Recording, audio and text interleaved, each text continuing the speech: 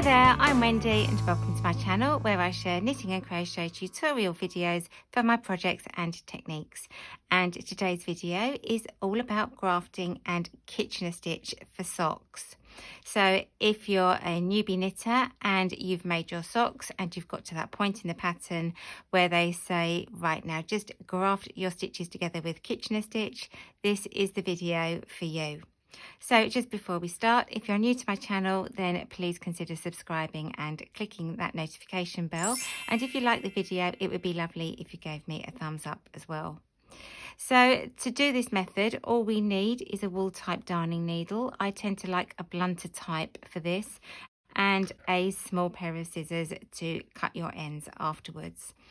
So when I'm showing people how to graft together the ends of their toes on their socks, I like to show them a basic intro on grafting itself, where you've got two sets of live stitches like we have here at the ends of our socks, and you're just joining them together. So I'm just going to show you a short clip on how you will actually graft two pieces of fabric together, and that really helps you when you're then working Kitchener stitch directly off the needles. So we'll take a look at what grafting actually is, and then we'll get straight on with grafting the two sides of this sock together with Kitchener stitch. This is the right-handed video, so if you're left-handed, I'll pop a link in above here now and in the description notes below to take you to the left-handed video. So I've made these two little samples here, and they're both stocking stitch, and the top edges haven't been cast off or bound off. So they're both live stitches and they're both raw edges. But what I want to do is I want to join both of those edges together with a seamless appearance. So I'm going to do that with a needle and a yarn. Now I'm going to use a different colour, but if I was using the same colour thread, then it shouldn't notice when I've finished all the work. So it's like doing a little running stitch from one side of the work and then coming across to the other side of the work and back and forth. But you've just got to be a little bit careful with your technique. So I'm going to be referring to the knit side of my stocking stitch as the front of my work, and I'm going to be referring to the purl side of my stocking stitch as the back side of my work. So I'm going to pop these two together, and then I'm going to take my needle and I'm going to bring it up through the back and through the center of one of the stitches.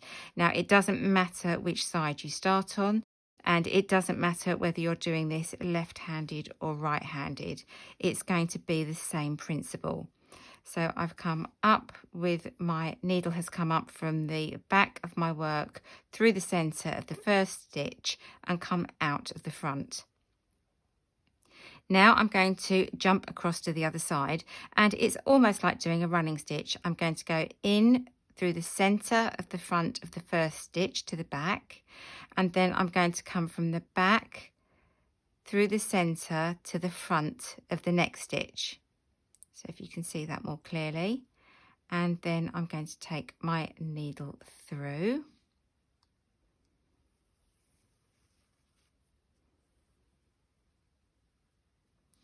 There we go. And I like to leave my stitches loose until I've finished at the end, and then I tighten it all up. So now I'm going to jump back across to this side, but I'm going to go into the stitch where I just came out of, where my pink thread is. So I'm going to pop my needle through the center of that stitch that I just worked in on the first side. So I'm going from the front to the back, and then with the next stitch I'm going to come from the back to the front. So I'm coming out the back of the stitch and to the front of the stitch. So I'm going to bring that out as well.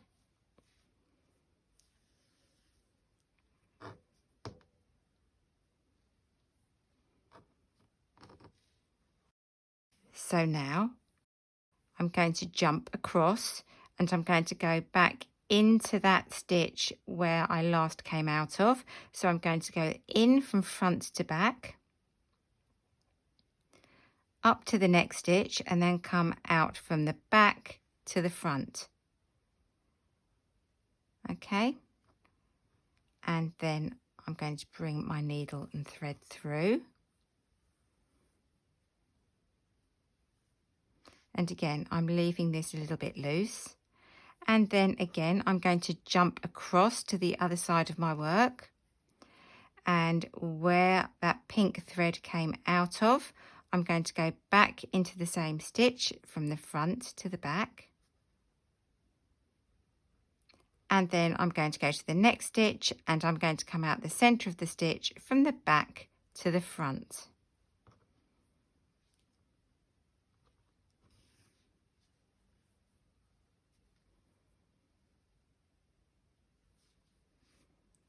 And again, I'm going to jump across to the other side of my work, and where the pink stitch came out of my cream knitting, I'm going to go through the front to the back and go across to the next stitch and come out from the back to the front.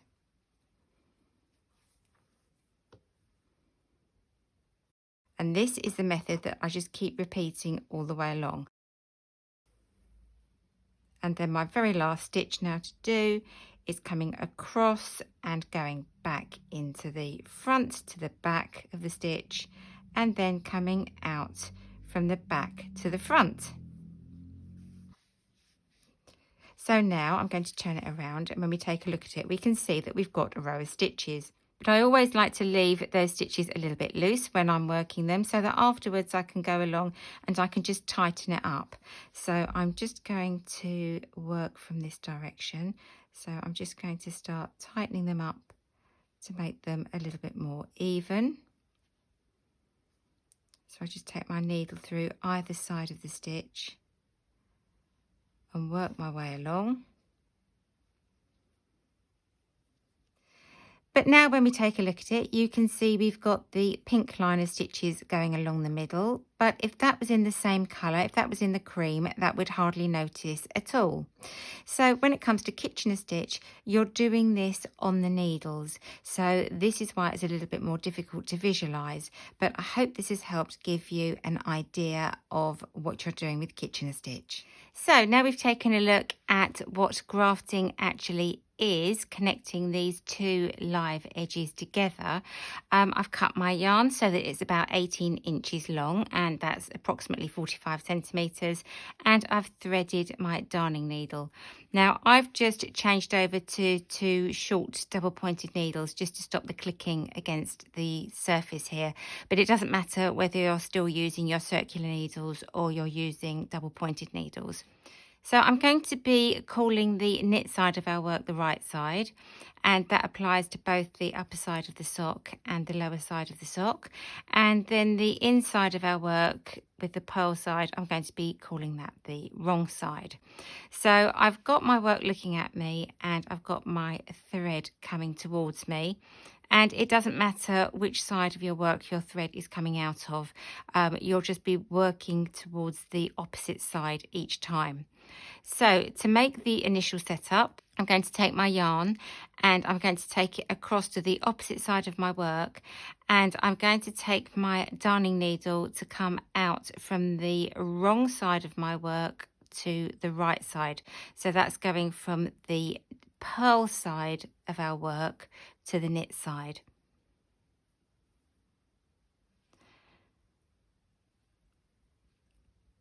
So that's that done.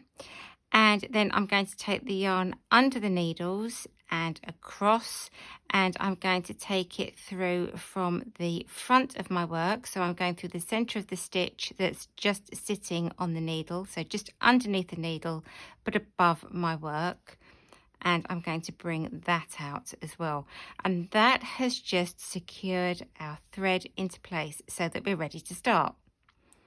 So now I'm going to go across to the opposite side of my work, and I'm taking the yarn under the needles but above my work, and I'm going to go in from the knit side to the purl side. So that's going from the front of my work to the back,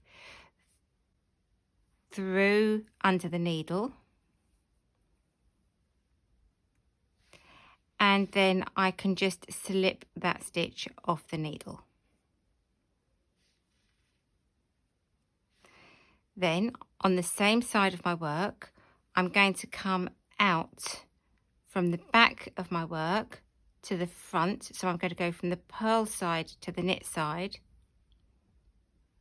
and leave the stitch on the needle. Okay, so I'll just give it a little tug. I don't want to tug it too tightly. Then I'm going to come underneath my work across to the other side, and I'm going to look at my work, and I'm going to take my darning needle directly under that double pointed needle and go from the front of my work to the back. So that's going from the knit side to the purl side. And when I've taken that through, I can then just take that stitch off the needle. Then I'm going to stay on the same side, and I'm going to take my darning needle from the back of my work to the front underneath. I've taken that darning needle underneath my knitting needle from the purl side to the knit side, bring it through and leave it on. So the principle of this is that we're working 2 sets of stitches on each side. And when we work the first stitch, we take the stitch off the needle, and when we work the second stitch, we leave the stitch on. Then we go over to the other side and we repeat the same thing. So I'm going to go in from the front of my stitch to the back of my stitch. So I'm going from the knit side to the purl side.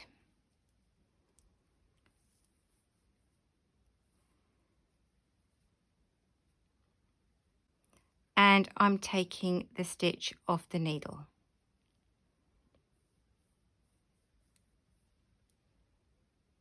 Then I'm going to go from the back of my work to the front. So I'm going from the purl side to the knit side and leaving it on.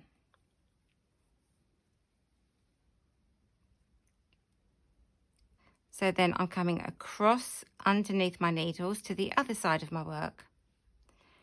And I'm going to take my needle from the front to the back. So that's from the knit side to the purl side.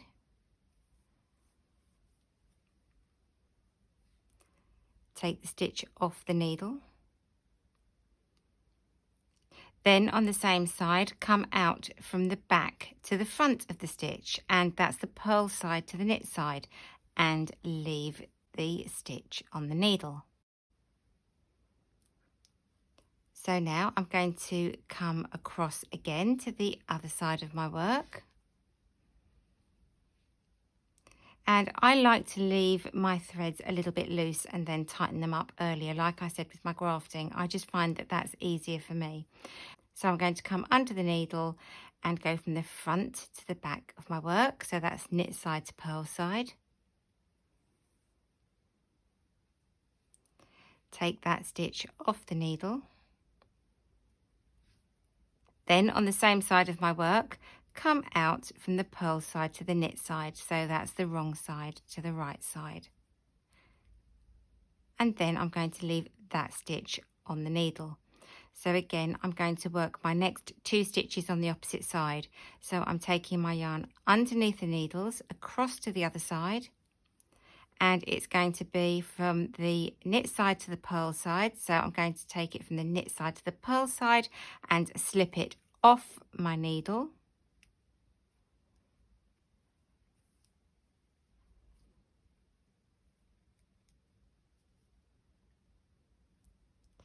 And then the purl side to the knit side and leave it on. Now I'm coming to the other side. So I'm taking that yarn across and underneath my stitches, and I'm going from the knit side to the purl side and taking that stitch off my needle.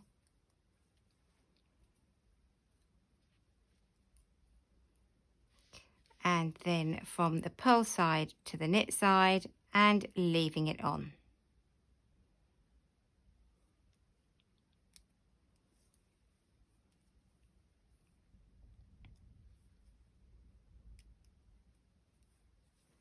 Now I know my stitches look a little bit messy, but as I say, I'm leaving that so I can pull them tightly to the correct tension afterwards. So I'm bringing my yarn underneath the needles across to the opposite side, going through from the knit side to the purl side and taking that stitch off the needle,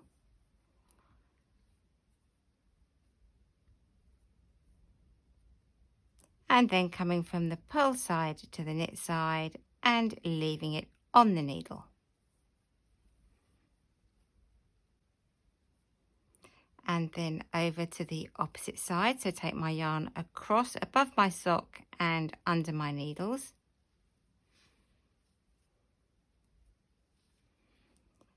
and then I'm going to go from the knit side to the purl side and take the stitch off the needle, and then work on the same side, going from the purl side to the knit side. So I'm coming out from the back to the front and leaving it on. Then again, come underneath my needles and go from the knit side to the purl side, take it off the needle, and then on the same side, come from the purl side to the knit side and leave it on.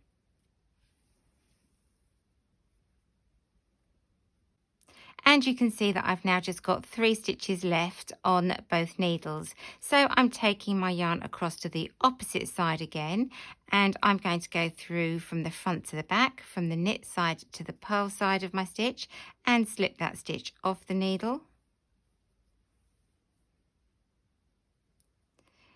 And then from the purl side to the knit side, which is the wrong side to the right side, and leave it on the needle. And take my yarn across to the other side again, and we're going to go from the knit side to the purl side and take it off the needle.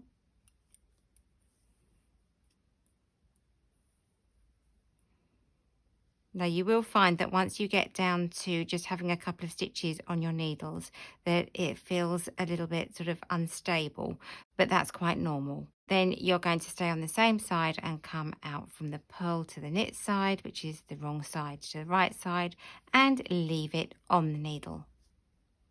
So we've just got our last couple of stitches now, so I'm bringing my yarn across to the other side and going from the knit side to the purl side, and taking it off the needle. And on my last stitch, I'm coming from the purl side to the knit side, which is the wrong side to the right side of my work, and leaving it on. And then I bring it back onto the opposite side and go from the knit side to the purl side, right side to wrong side, and take it off the needle. And then finally come from purl side to knit side, so wrong side to right side, and keep it on. So now we've got this, I can literally just take my yarn across one more time, and I just go from the right side to the wrong side and take it off the needle. And then I'm just going to bring it from the wrong side to the right side on my last stitch. So the last one was wrong side to right side, so that's the purl side to the knit side. And then I can take that off the needle. And now when I'm looking at my sock, you can see that I've got these loopy stitches. So I'm now just going to work from the side that I started at the very beginning and just tighten them up.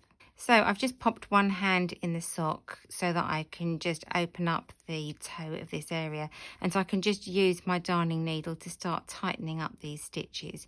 So I'm just working from that end that I started with, and I'm just gradually coming along, just finding those threads so I've got something to tighten up with.